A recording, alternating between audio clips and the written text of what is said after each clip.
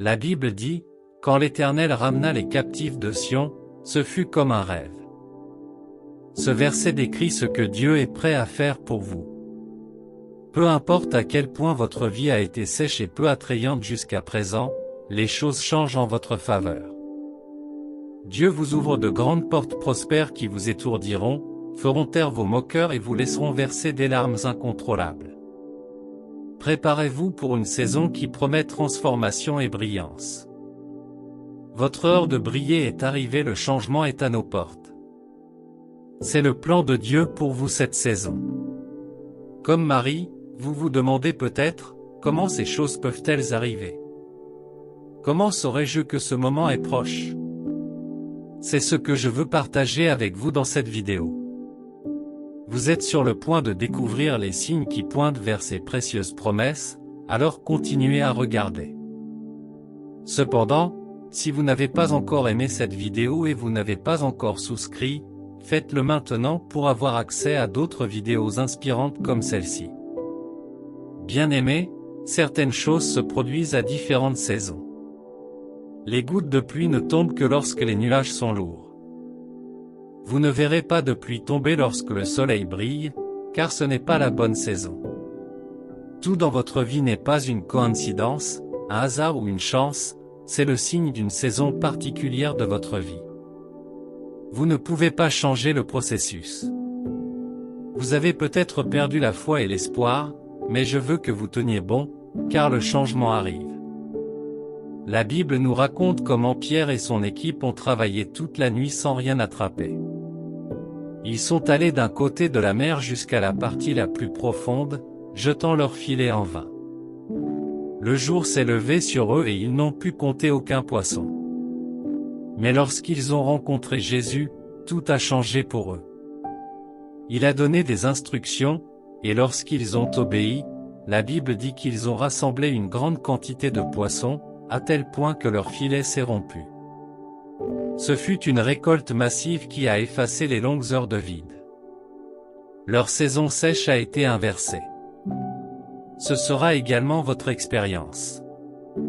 Dieu est prêt à transformer votre deuil en danse et votre stérilité en fécondité. Alors continuez avec moi pendant que nous examinons les signes qui montrent que vous êtes sur le point de devenir grand. Ces signes susciteront en vous la foi et l'espoir pour attendre Dieu.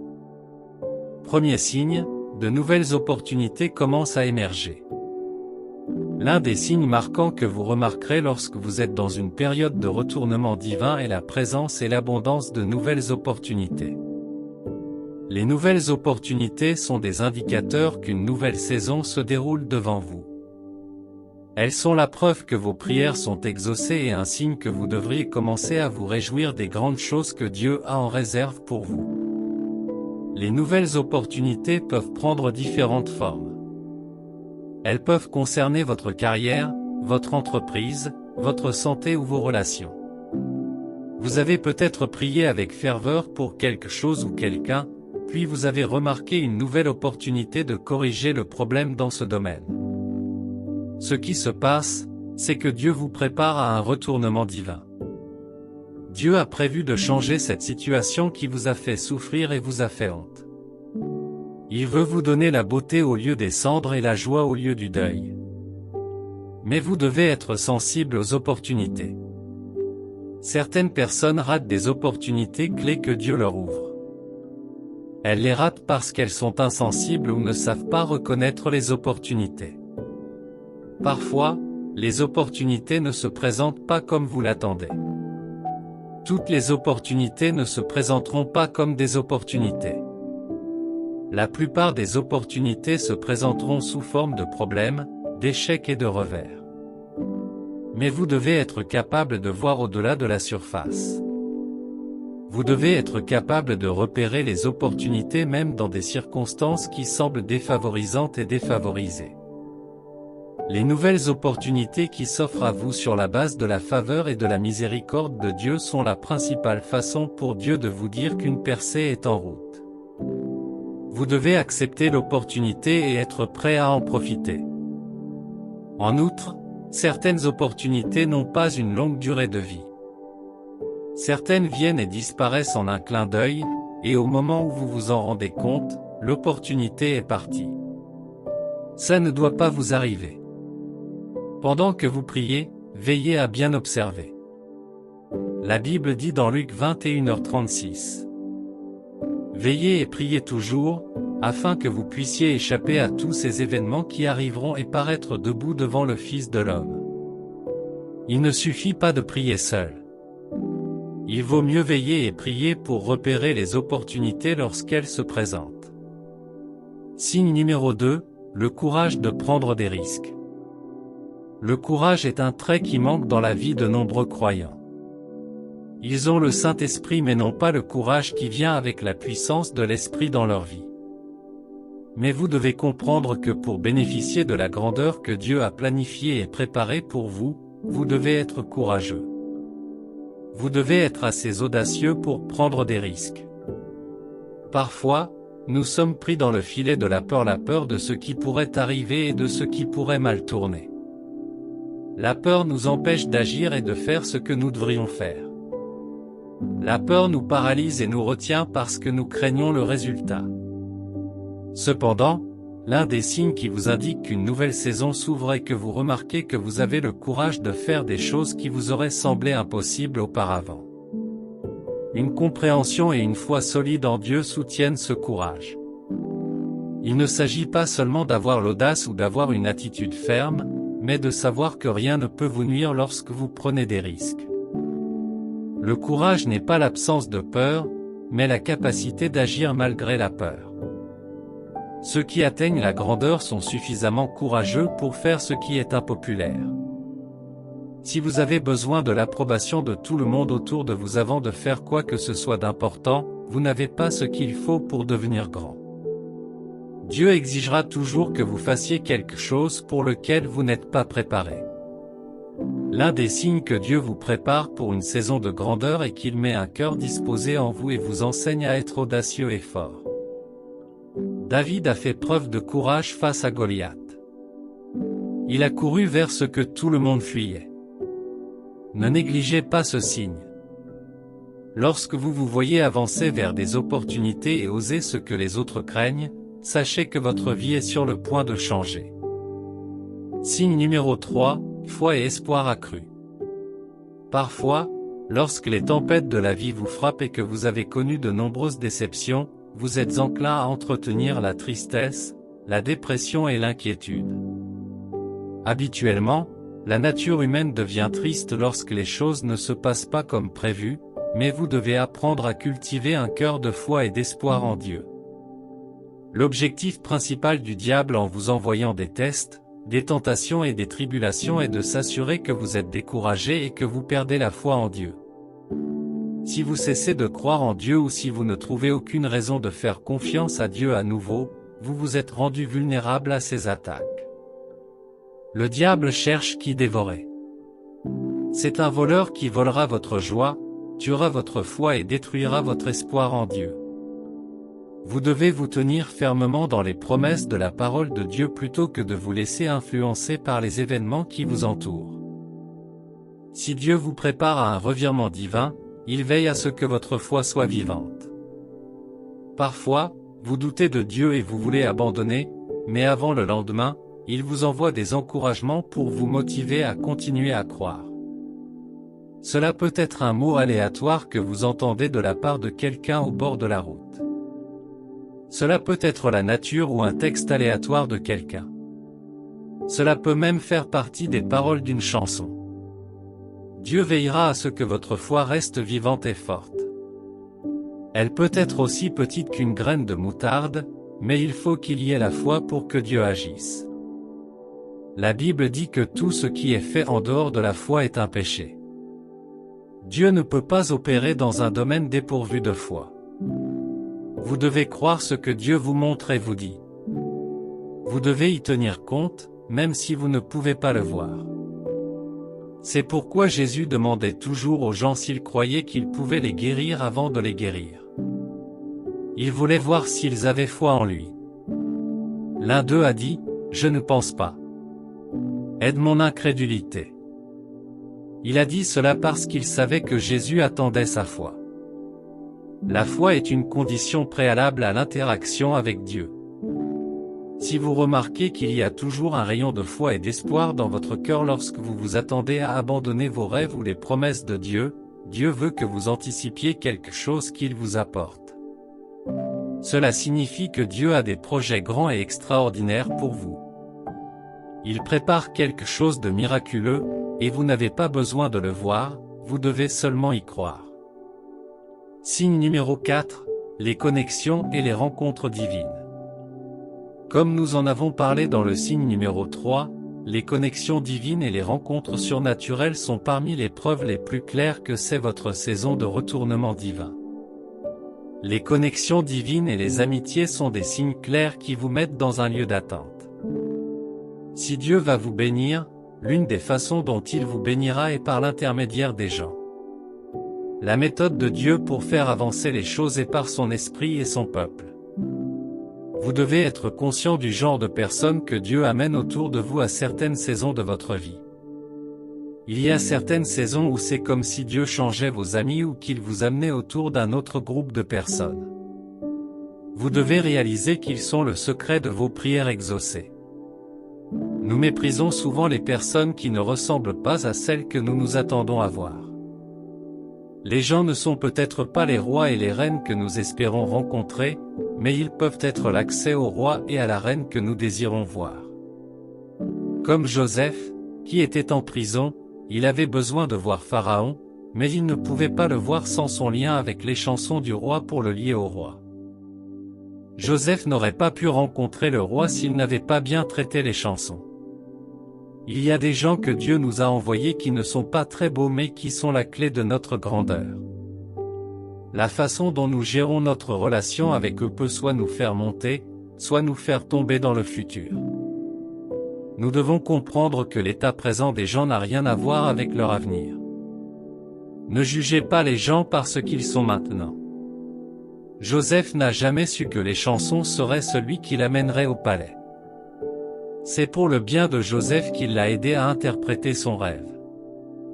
Si Joseph avait été égoïste en interprétant son rêve, les chansons n'auraient pas su qu'il pouvait interpréter les rêves, et Joseph serait resté en prison. Apprenez à faire du bien aux gens. La Bible dit dans Galates 6, 9-10. Ne nous lassons pas de faire le bien, car au temps convenable nous moissonnerons, si nous ne nous relâchons pas. C'est pourquoi, pendant que nous en avons l'occasion, pratiquons le bien envers tous, et surtout envers ceux qui appartiennent à la famille des croyants. Ne vous lassez pas de faire ce qui est juste pour les autres parce que vous ne savez pas où vous récolterez. Ne méprisez pas les gens. Éloignez-vous des gens qui se moquent des autres. Si vous vous moquez des autres, vous vous empêchez de recevoir tout le bien qui peut venir d'eux. Le moyen par lequel Dieu bénit les gens est par les gens. N'oubliez jamais cela. Signe numéro 5, un sentiment d'éveil spirituel. Lorsque ce sera votre saison de grandeur et de retournement divin, vous remarquerez qu'un feu brûle dans votre cœur envers votre relation avec Dieu. Vous découvrirez que vous avez une forte volonté et un fort désir de passer du temps avec Dieu. Dieu vous éveillera spirituellement pour vous rendre sensible à ce qui se passe et s'assurer que vous êtes en contact avec lui pour recevoir facilement des directions et des conseils vers vos bénédictions divines. Parfois, cet éveil peut prendre la forme d'une joie sincère envers les choses de Dieu ou d'un sentiment de nouveauté et de béatitude dans la relation avec Dieu. Cet éveil vous pousse à rechercher Dieu de plus en plus sans relâche. Pour vivre des rencontres divines, vous devez aspirer à Dieu. Certaines personnes aspirent à Dieu mais ne savent pas que c'est Dieu qu'elles aspirent. Elles savent qu'il y a un vide dans leur cœur, un puzzle qu'elles essaient de résoudre, une énigme qu'elles ne comprennent pas mais qu'elles veulent connaître mais elles ne savent pas ce qu'elles recherchent. La Bible dit que Dieu nous attirera et que nous courons après lui. Dieu utilise l'éveil spirituel pour vous attirer à lui. Cela vous prépare à la grandeur en vous enseignant les vérités des Écritures et en vous aidant à vous conformer au caractère et à l'image du Christ. Vous n'aurez pas seulement de la joie, vous trouverez la joie de votre salut lorsque vous serez dans votre saison de retournement divin, non seulement parce que les choses se passent bien pour vous, mais parce que vous êtes dans la volonté parfaite de Dieu. Signe numéro 6, une passion et un objectif renouvelés. Votre saison de grandeur s'accompagne d'un fardeau renouvelé pour un objectif et un programme divin. Si vous ne parvenez pas à être passionné par votre objectif, vous ne pouvez pas entrer dans la grandeur que Dieu a préparée pour vous. L'une des choses dont vous avez besoin pour entrer dans votre grandeur est un niveau élevé de passion et de désir pour votre objectif. Il ne suffit pas de savoir que vous avez un objectif, vous devez être passionné par votre objectif. De nombreux croyants ne cherchent qu'à comprendre leur objectif, mais ne s'efforcent jamais d'être passionnés et accablés par leur objectif. Chaque mission que Dieu vous confie doit vous pousser à agir. Si vous ne faites pas de pas concernant les rêves que Dieu vous a donnés, vous ne vivrez que dans les rêves mais ne les verrez jamais dans la réalité. Le chemin pour devenir grand s'accompagne de sacrifices et d'exigences. Chaque bénédiction s'accompagne d'une croix. Pour que Dieu vous conduise sur votre chemin de grandeur, il doit planter un fort désir d'objectif dans votre cœur. Acceptez votre objectif et efforcez-vous uniquement de vivre pour lui. Laissez votre objectif vous guider vers ce qu'il faut faire et où aller. C'est le chemin le plus clair vers la grandeur. Signe numéro 7, paix et joie inébranlables dans le chaos. Ressentir un sentiment divin de calme, de paix et d'assurance dans le chaos signifie que vous êtes entré dans une saison de retournement divin. Votre saison a peut-être changé, mais vous ne vivez peut-être pas de changement car ce n'est pas encore le moment idéal pour la manifestation. Cependant, certains signes nous indiquent que nous sommes entrés dans une nouvelle saison. Faire l'expérience d'une paix inébranlable est l'un des signes de Dieu que vous êtes entré dans un royaume où le divin est votre expérience normale. Vous devez souvent voir la grandeur que vous désirez avant qu'elle ne se manifeste, et lorsque les choses semblent aller mal, vous restez calme et inébranlable. C'est parce que vous êtes entré dans une nouvelle saison où l'impossible est possible. Signe numéro 8, un changement de perspective. La Bible dit dans le livre des Proverbes 23h7 que tel qu'un homme pense dans son cœur, tel il est. S'il n'y a pas de changement dans votre cœur et votre esprit, il ne peut y avoir de réel changement dans votre vie.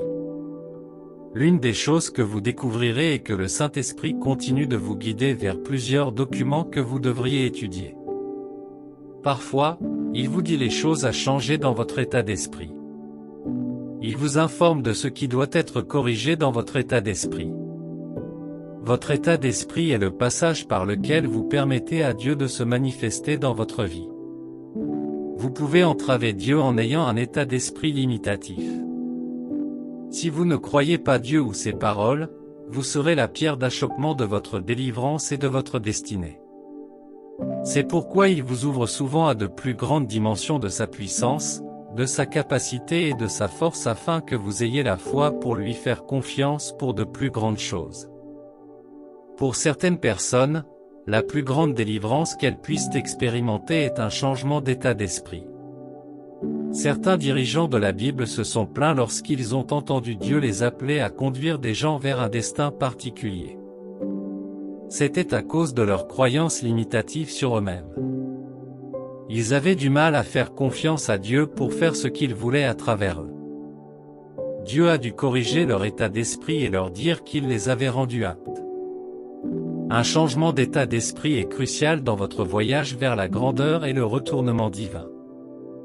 Si vous continuez à penser de la même manière que vous avez pensé, vous obtiendrez les mêmes résultats que vous avez eus.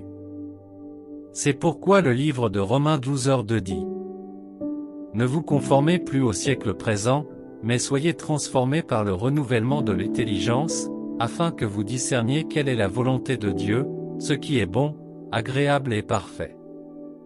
Soumettez toutes vos croyances, pensées et perspectives à la parole de Dieu et évitez toute mauvaise pensée. Abattez tout état d'esprit qui s'élève contre la connaissance de Dieu et ne cherchez qu'à avoir l'Esprit de Christ tel qu'il est révélé dans les Écritures.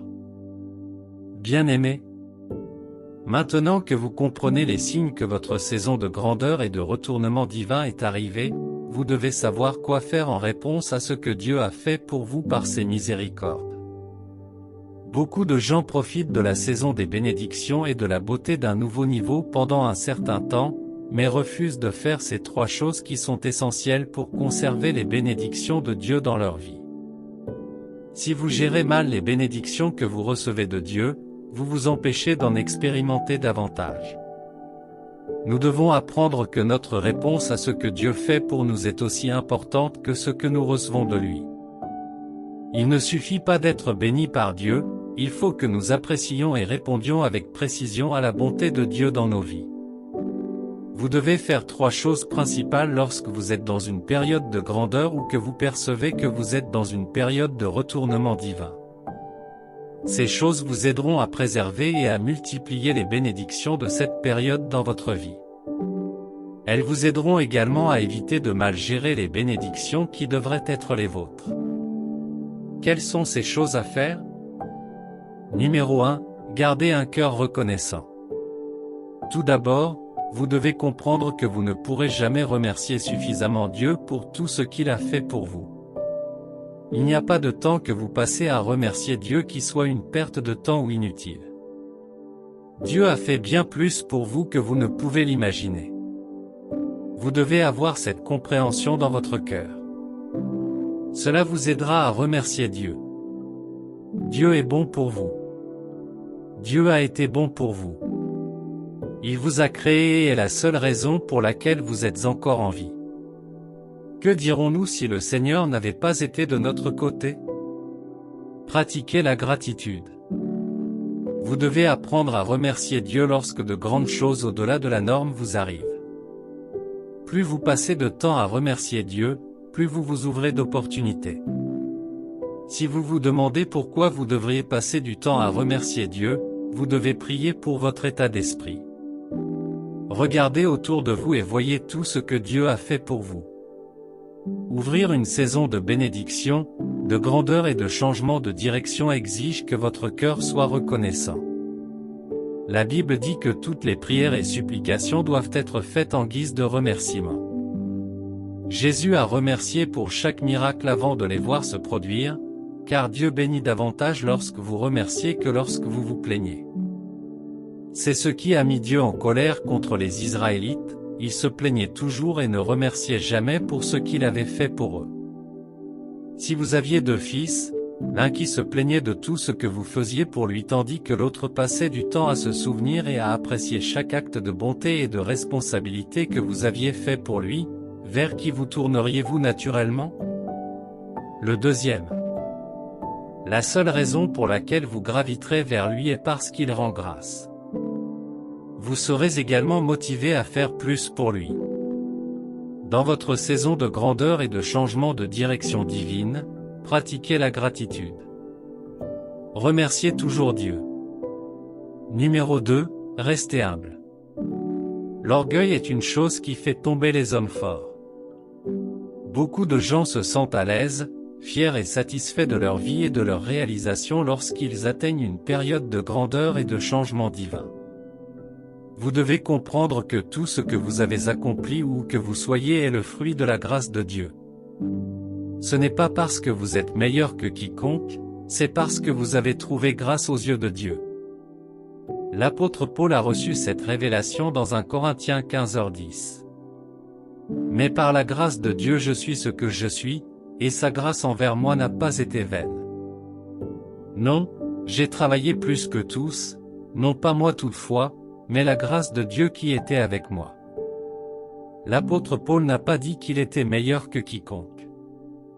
Il a travaillé plus que tous, mais il a admis que ses exploits étaient par la grâce de Dieu. Vous devez combattre votre orgueil. L'orgueil n'est pas votre ami mais votre ennemi. L'orgueil est le début de votre chute. L'orgueil précède la chute. Lorsque certains croyants entrent dans leur saison de grandeur, ils ont tendance à oublier leur passé et à considérer les efforts des autres comme vains. Ils commencent à penser qu'ils sont plus justes que les autres. Ils pensent qu'ils sont plus dignes ou meilleurs que les autres croyants. Ce sont des suggestions que le diable sème dans leur cœur pour les faire tomber. Vous devez faire taire votre cœur à ces pensées. Si vous n'apprenez pas à combattre ces pensées, elles deviendront vos croyances parce que vous aurez des résultats qui montreront que vous êtes meilleur que les autres, ce qui sera la tombe que vous creuserez pour vous-même. Vous n'êtes pas meilleur que quiconque. Si les choses fonctionnent pour vous et pas pour les autres, cela ne veut pas dire qu'ils ne font pas d'efforts. Dieu a dit qu'il fera miséricorde à qui il fera miséricorde. Vous n'avez trouvé grâce et miséricorde qu'à ses yeux. Ce n'est pas parce que vous êtes plus spécial qu'une autre personne. Dieu n'est pas partial, mais chacun a sa saison. C'est peut-être votre saison, mais ne rabaissez pas les autres car leurs saisons viendront aussi. Numéro 3, évitez les nids de poules. Savez-vous qu'il y a des actions, des personnages ou des décisions que vous pouvez prendre qui mettront fin à votre saison de grandeur et à votre retournement divin? Vous devez vous rappeler qui est le diable. La Bible dit dans Jean 10h10. Le voleur ne vient que pour voler, égorger et détruire, moi, je suis venu pour que les hommes aient la vie et qu'ils l'aient en abondance. Le diable cherche à voler les belles bénédictions que vous recevez. Le diable veut tuer tout ce que Dieu fait dans votre vie, et il a également l'intention de détruire votre vie. Vous ne devez pas être détendu et désinvolte. Vous devez être vigilant et ouvert pour identifier le plan de l'ennemi, qui est de vous faire perdre ce que Dieu a préparé pour vous. La Bible nous conseille de résister au diable, et il fuira. Si vous refusez de résister au diable, il ne fuira pas. Vous devez être capable de repérer les nids de poules qui affecteront négativement votre saison de grandeur ou raccourciront la durée de votre saison de retournement divin. Il peut s'agir d'opprimer d'autres personnes, de mal gérer les ressources que Dieu vous a données ou d'autres actions.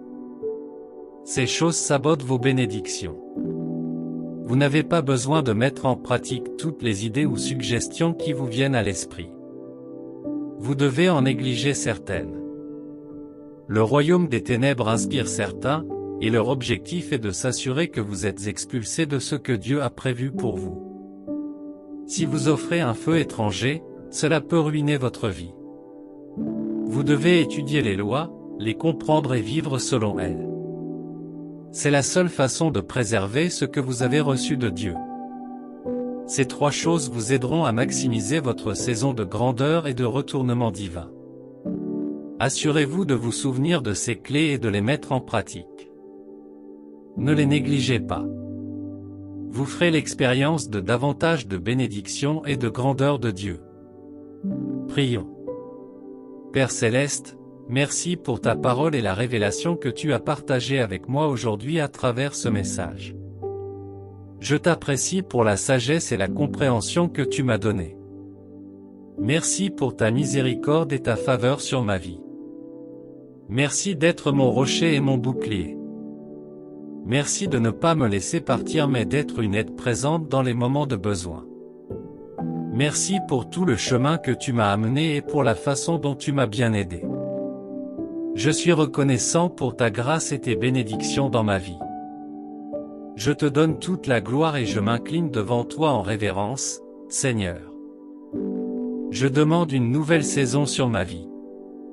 Je demande une saison de grandeur et un tournant divin dans ma vie. Ta parole dit que je dois demander, et il me sera donné. Je demande de le recevoir. Je cherche pour pouvoir trouver. Je demande une saison de grandeur pour que je puisse apporter gloire à ton saint nom. Je demande un tournant divin pour que les gens voient et te rendent gloire. Ta parole dit que je suis la lumière du monde et le sel de la terre. Que ma lumière brille devant les hommes afin qu'ils voient tes bonnes œuvres dans ma vie et te glorifient au ciel. Je ne veux pas me glorifier moi-même, je veux te glorifier. Seigneur, j'ai appris à reconnaître les signes qui montrent que je suis dans ma saison de grandeur et de retournement divin. Je prie pour que tu me donnes la grâce de reconnaître ma saison de grandeur quand elle arrive. Je demande également le courage de prendre les bonnes décisions si nécessaire. Je comprends maintenant que chaque saison exige que j'agisse dans certains domaines. Je prie pour avoir la sagesse de savoir quoi faire et le courage de faire ce qu'on attend de moi pour arriver à ma saison de grandeur et de retournement divin. Je serai suffisamment sensible pour comprendre ce qu'on attend de moi et avoir la force d'agir. Je prie pour que tu me donnes la grâce d'être humble et reconnaissant lorsque ma saison de grandeur et de retournement divin deviendra évidente pour tous. Je ne veux pas que mon début soit meilleur que ma fin. S'il te plaît, apprends-moi à être terre à terre et à éviter les nids de poules. S'il te plaît, aide-moi à comprendre que mes ressources ne sont pas destinées à des dépenses inutiles mais à ton royaume. S'il te plaît, aide-moi à voir les choses de ton point de vue plutôt que du mien. Accorde-moi la grâce de corriger également mon état d'esprit là où il est faux. S'il te plaît, montre-moi les défauts de mon état d'esprit et apprends-moi à changer d'avis en utilisant le pouvoir de ta parole. Je prie pour que tu m'ouvres de nouvelles opportunités. Je te demande de m'accorder le courage de prendre des risques. Augmente ma foi et mon espoir en toi. Aide-moi à devenir un croyant fort qui est enraciné en toi. Je prie également pour que tu me connectes divinement à ceux qui me conduiront à ma saison de grandeur et de retournement divin. Je prie pour que tu réveilles ma vie spirituelle. Je prie également pour une passion et un but renouvelés pour la vie. S'il te plaît, donne-moi un esprit toujours paisible et joyeux. Je prie pour que tu changes aussi ma perspective et que tu me révèles la vérité afin que je puisse croire et être transformé. Au nom de Jésus, je prie. Amen. Félicitations pour avoir regardé cette vidéo jusqu'à la fin. Je crois qu'elle vous a béni. Si vous n'avez pas encore aimé cette vidéo et que vous ne vous êtes pas encore abonné, faites-le maintenant pour avoir accès à d'autres vidéos inspirantes comme celle-ci. Merci d'avoir regardé. Que Dieu vous bénisse.